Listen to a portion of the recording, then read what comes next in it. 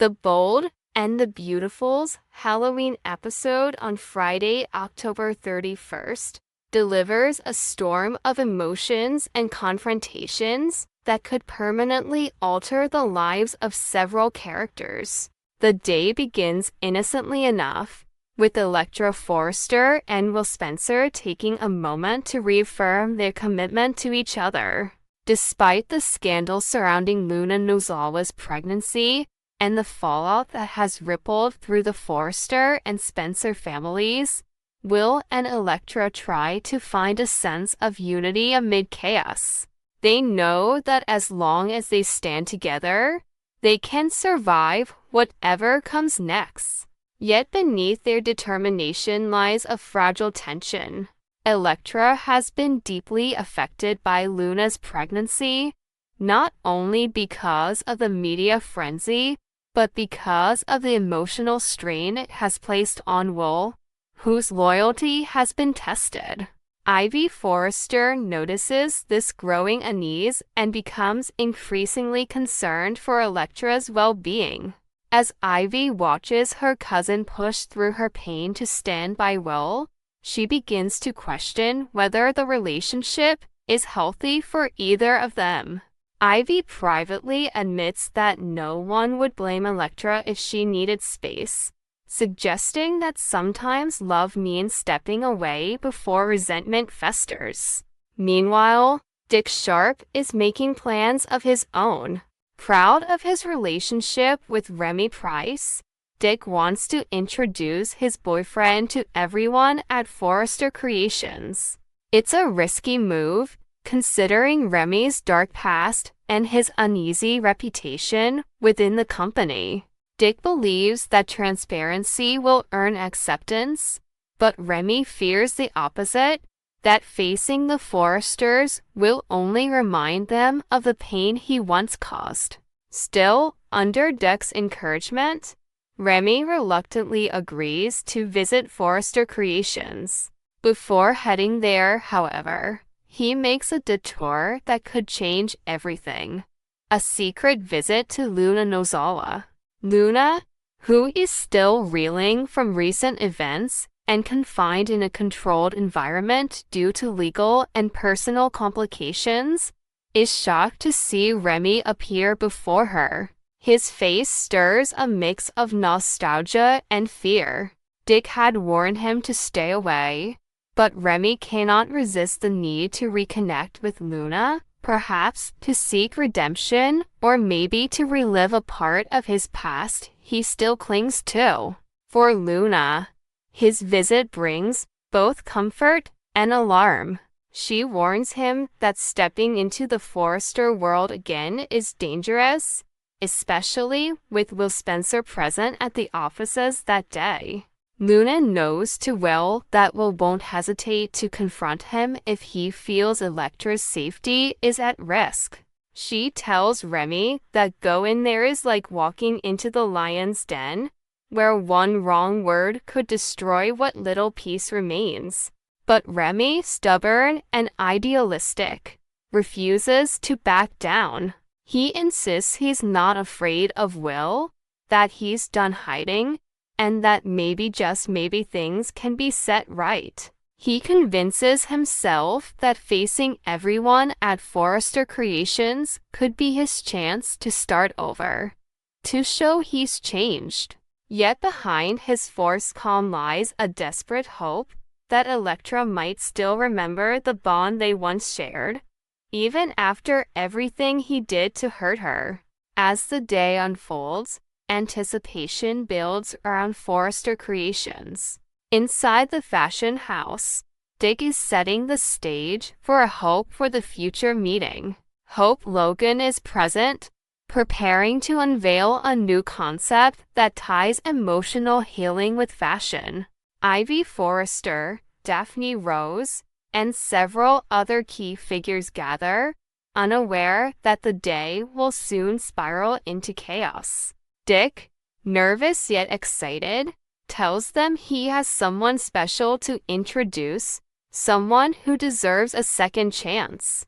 When Remy Price walks into the room, silence falls. The air thickens as memories of old scandals resurface. Electra's face drains of color, her body stiffening in disbelief and anger. Will instinctively steps closer to her, a protective edge in his stance, while Ivy watches in horror, realizing the fragile calm she had hoped to preserve is about to shatter. Dick beams with pride, oblivious to the storm about to hit. He introduces Remy as his partner, confident that the family will welcome him once they see the man he's become. But Electra's reaction is immediate and fierce. Her eyes burn with fury as she stands, trembling with emotion. For her, Remy isn't just a figure from the past, he's the man who ruined a part of her life, the reason for many sleepless nights and silent tears. His sudden reappearance feels like a cruel joke. The entire room turns toward her as she points at Remy, her voice breaking under the weight of anger and fear. She exposes him for what he is, a stalker who once terrorized her, someone who doesn't deserve forgiveness or another chance. Dick is stunned, his heart sinking as he realizes that the man he loves has been keeping secrets. Ivy rushes to steady Electra, who is visibly shaken, while Hope exchanges a horrified glance with Daphne. The tension explodes as Electra demands that everyone know the truth about Remy. Her confession cuts through the air like a knife, destroying any illusion of redemption he had tried to build. Will pulls her close, trying to calm her, but his own rage is evident. He vows not to let Remy hurt her again. Dick, torn between disbelief and heartbreak, confronts Remy with trembling hands. He can't comprehend how he could have been so blind. Remy, however, doesn't fight back. Instead, he lowers his gaze, the truth etched across his face. He admits that he made terrible mistakes, that he crossed lines he should never have crossed, but insists that he has changed. Yet his words fall on deaf ears. For Electra, the wounds are too deep, the fear too real. Her voice shakes as she recounts the nights she looked over her shoulder, the messages, the shadows that haunted her. Every word she speaks is both an accusation and a cry for closure. Luna's warning echoes in the background, proving true. Remy had indeed stepped into the lion's den. His attempt to rebuild his life has now left him more isolated than ever. Hope, trying to maintain order, suggests that the meeting be adjourned, but no one moves. The Forrester offices, once filled with ambition and beauty, now feel like a courtroom where everyone's sins are on display. Dick's eyes fill with tears as he looks at the man he thought he knew, the man who has just torn his world apart. Remy's presence has become toxic, his redemption shattered by the revelation of his past. As security is called to escort him out, he glances one last time at Electra, silently accepting that this is his punishment. Outside, as he walks away, the Halloween decorations glimmer mockingly, a symbol of masks being ripped away to reveal the truth beneath. Inside, Dick crumbles, his faith in love and trust destroyed. Will and Electra cling to each other, united but shaken, while Ivy and Hope exchange looks of concern over the emotional fallout that will follow. Luna, from afar, senses that her warning has come too late. The episode ends not with forgiveness, but with silence, the kind that follows a revelation too painful to process. The fragile alliances at Forrester Creations have cracked, and though the confrontation is over, its consequences are only beginning. Every character is left standing amid emotional wreckage, wondering how much damage has truly been done. The Bold and the Beautiful's October 31st episode is a haunting reminder that the past never truly dies, it only waits for the right moment to return and demand to be faced. Sheila Carter recognizes the shape of a threat long before anyone else is willing to give it a name. And the moment Deacon Sharp walks out of their home with the exhausted calm of a man who has decided to stop bargaining with chaos, she feels the ground split beneath her and keeps smiling anyway because she thinks she can still fix it if she moves quickly, if she finds the right words, if she convinces the right person to speak to the right part of his heart. But the longer she sits with the echo of a door that no longer opens for her, the more she realizes that her margin for error has evaporated and the only leverage left is the kind she swore she would never use again. In that panic, she turns to Lee Finnegan, not because they are built for friendship, but because Lee understands the cost of betrayal with clinical precision, and because Lee, unlike anyone else in this city of shifting loyalties, will not flinch at the ugly math of what it takes to stop a marriage from bleeding out on the floor. Sheila confesses the thing she hates most to say aloud: that she broke her promise to Deacon when he asked her to choose between him and her granddaughter, and she chose the gnawing ache of blood ties over domestic peace. Not because she wanted the drama, but because she cannot detach from the part of herself that keeps insisting redemption means protecting her own at any cost. And now the consequence is here in the form of Deacon's distance and the rumor that Taylor Hayes, the woman who once stood between Sheila and annihilation, is beginning to stand too close to him in the quiet hours where therapy blurs into comfort, and comfort, when starved too long, begins to taste like desire. Sheila's fear does not wear a mask.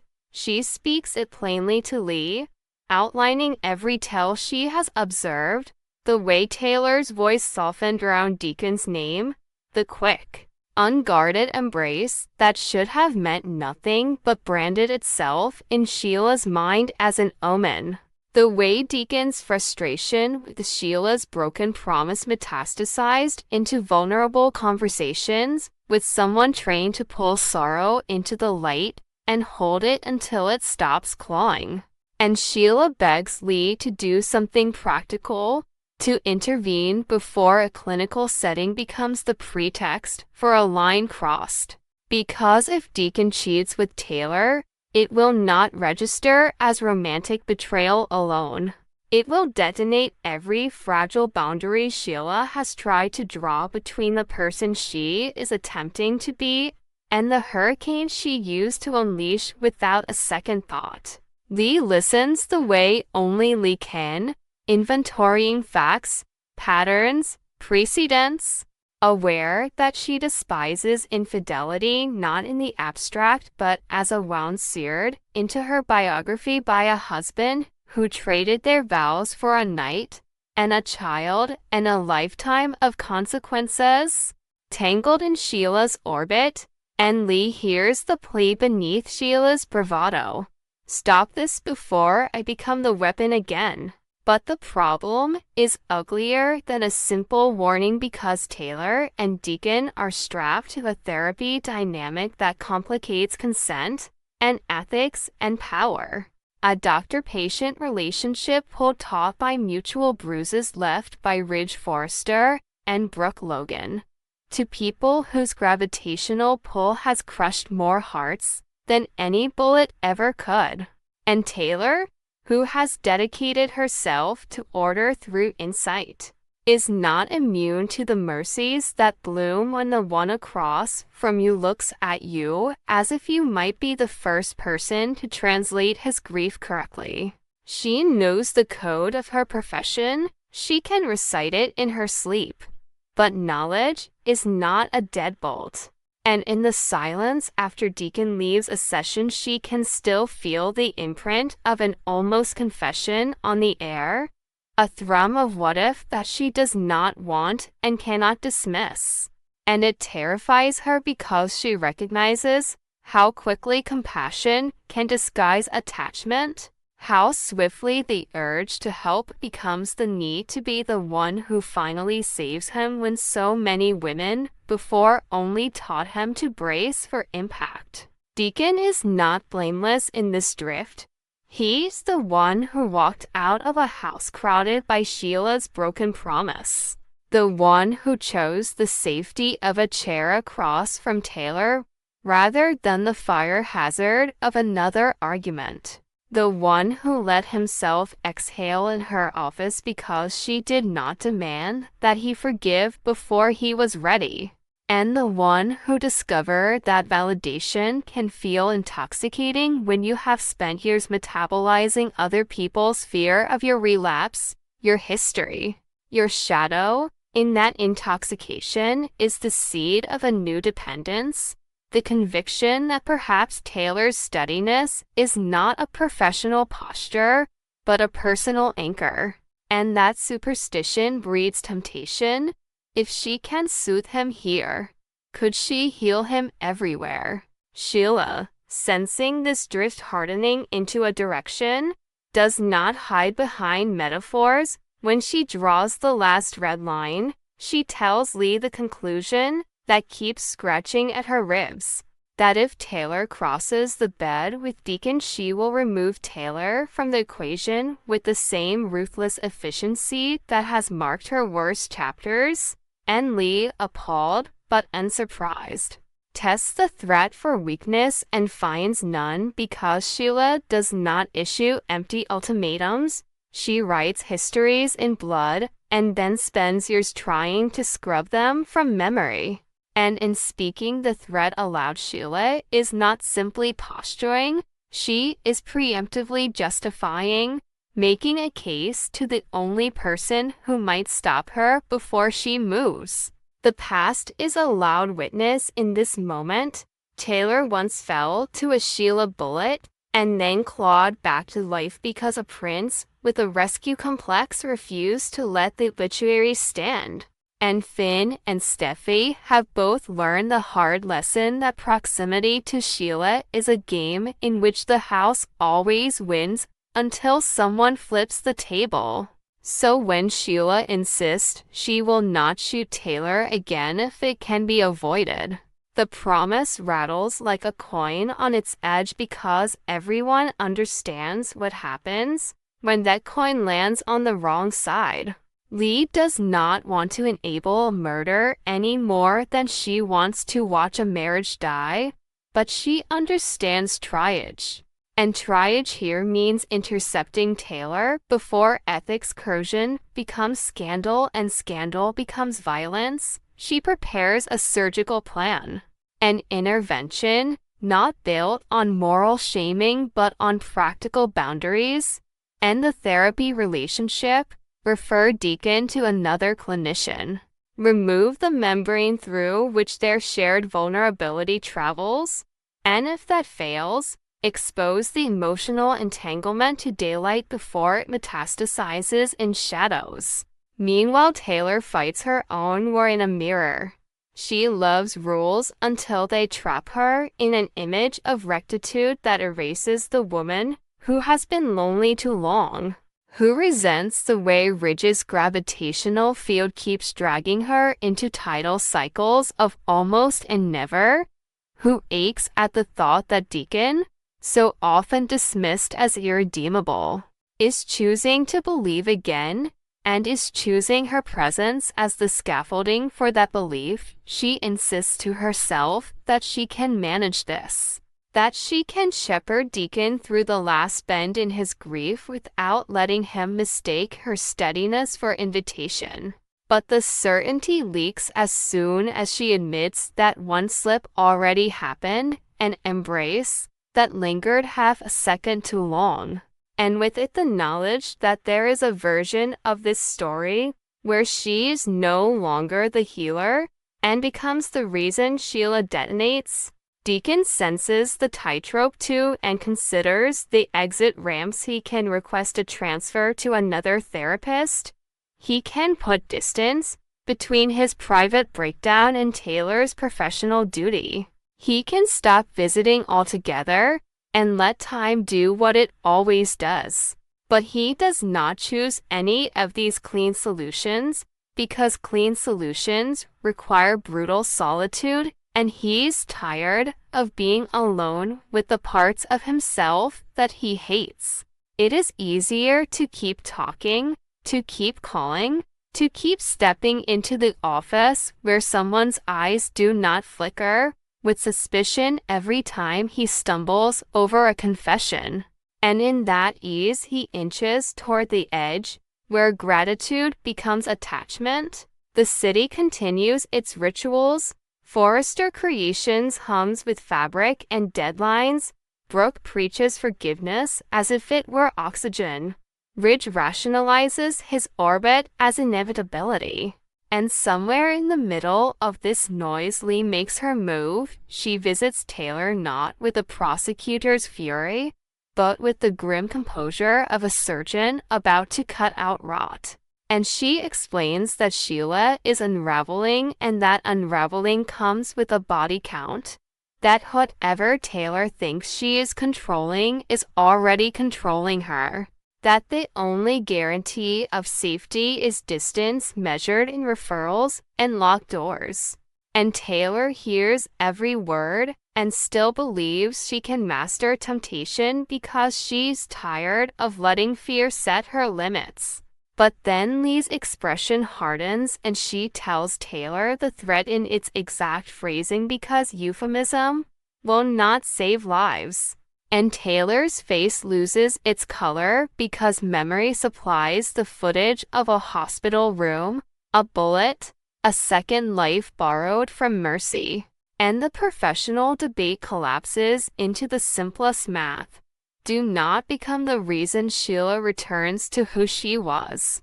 Deacon, unaware of the specifics but alive to the chill in the air, arrives for a session that quickly turns into a boundary funeral. Taylor tells him that the work must pause, maybe end. That he deserves support untainted by any possibility of misreading. That she needs him to accept a referral to someone who can hold him through the rest of this without the history they have already built. And he hears it as a rejection camouflaged as care. And he hates that he understands the logic and still wants to fight it. And in that wanting is the proof that the separation must happen now before he spends another a recoding therapy as intimacy. The moment leaks into the world anyway, as moments like this always do. Rumors are the currency of Los Angeles, and someone sees a look, overhears a line, invents the connective tissue that gossip requires. And by the time it reaches Sheila, the story has been sharpened to its most damaging silhouette. Taylor intends to take Deacon from her and is already halfway there. Sheila does not wait to confirm because confirmation is a luxury for people who can afford patience. She drafts plans. She asks no permission from the part of herself that has worked so hard to keep the pistol holstered. And she tells Lee one more time that the next betrayal will end in a funeral. And Lee understands that she has one card left to play. Full disclosure. If she cannot stop temptation with warning, she will protect lives with sunlight. She will go to Ridge and Brooke if she must. To hope if it helps. To the one network in this family that can reassert rules when individuals wobble. And she will say that Taylor cannot treat Deacon anymore because lines have blurred, and where there is blur there is danger. And if Taylor hates her for it, she will absorb the anger because the alternative is an obituary. But exposure is a race, and the finish line is moving Taylor, To her credit, tries to get there first by calling Deacon to end it decisively, to move him safely to another clinician and mark their exchanges with the hard period of necessity. Yet the heart does not always obey, and the final meeting lingers with unspoken debt and the illusion that this would have worked if the world were kinder. And in that ache is the risk that one of them will call again tomorrow just to hear a familiar voice. Sheila, reading ghosts like handprints, decides she will not be caught flat-footed if the goodbye fails. She stocks herself with alibis and rationalizations. She lists every reason why Taylor brought this upon herself if the worst occurs. She narrates a version of reality where her response is protection rather than punishment. And yet buried under the bravado is the same pathetic truth she confessed to Lee at the beginning. She's terrified of losing the one person whose faith made her attempt a different life. The final movement takes shape when Lee walks into Taylor's office and finds Deacon there, not touching, not confessing, only two people drawing a complicated breath in the same room. And she thinks of every patient she has had to cut in order to heal and chooses the scalpel of confrontation. She tells them the boundaries are gone, that Sheila's threat is not theatrical, that if they care about anyone's survival, they will put steel doors between themselves and let time exorcise whatever tenderness is trying to hatch. And for a moment both of them look at her with the weary gratitude of people relieved to be told what they could not yet tell themselves. That should be the end. But endings are not obedient on this show. Word will still reach Sheila in a form designed to injure. And the question that hangs over the cliff is simple and merciless. Did Lee do enough? Did Taylor move fast enough?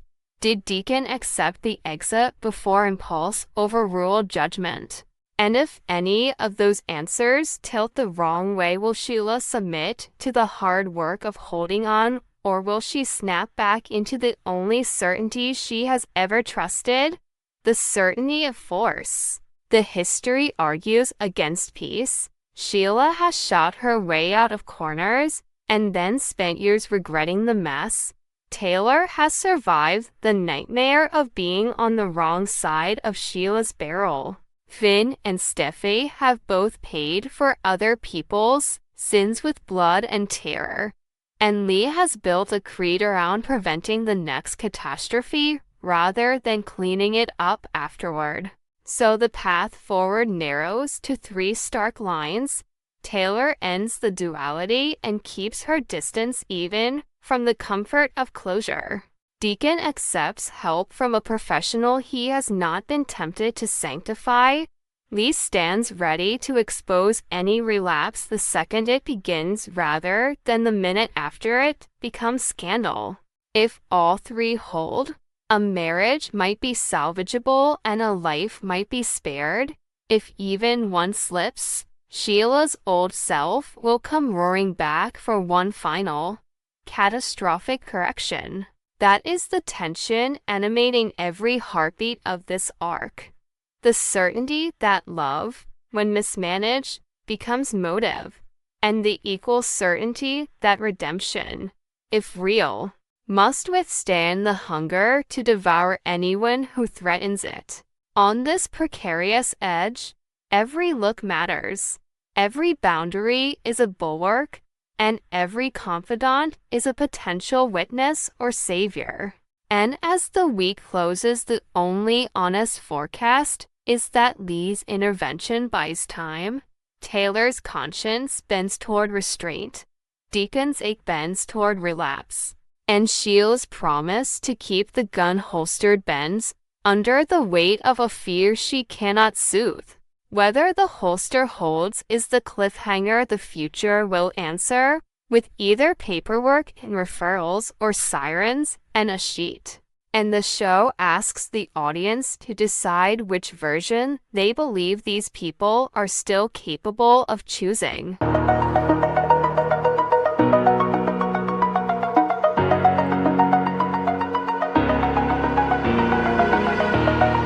Oh.